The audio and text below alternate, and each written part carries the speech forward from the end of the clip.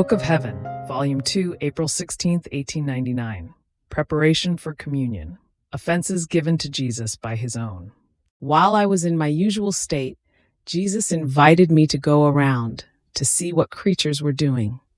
I said to him, "My adorable Jesus, this morning I don't feel like going around and seeing the offenses that they give you. Let us stay here, the two of us together." But Jesus insisted that he wanted to go around, and so to make him content, I said to him, "If you want to go out, let us rather go inside some churches, because the offenses they give you are fewer there."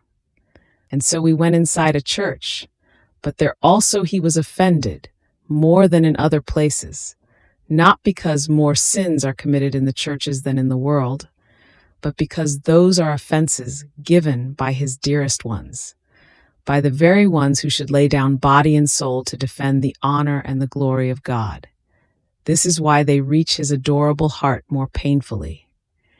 I could see devout souls who, because of bagatelles of no importance, did not prepare well for communion. Instead of thinking of Jesus, their minds were thinking about their little disturbances, about many trifles, and this was their occupation.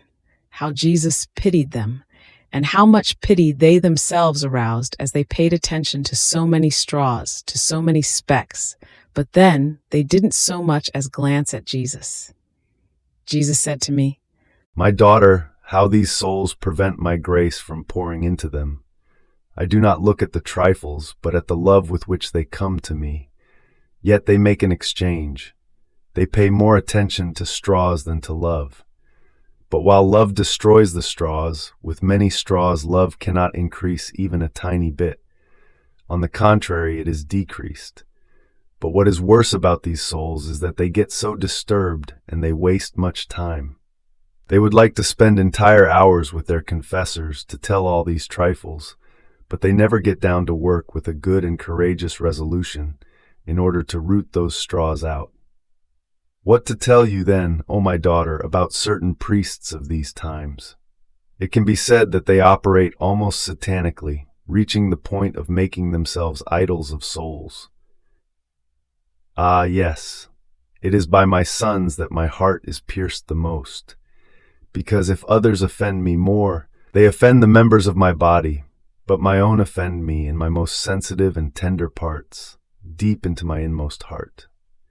Who can say the torment of Jesus? In speaking these words, he was crying bitterly.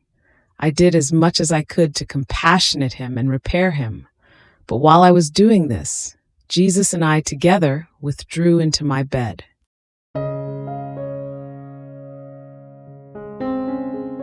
Thank you for being a part of our community here at Divine Will app. If you enjoy listening to Jesus' lessons on how to live in the divine will, please give this video a thumbs up. Your likes help us reach more souls yearning to live in the kingdom of the divine will.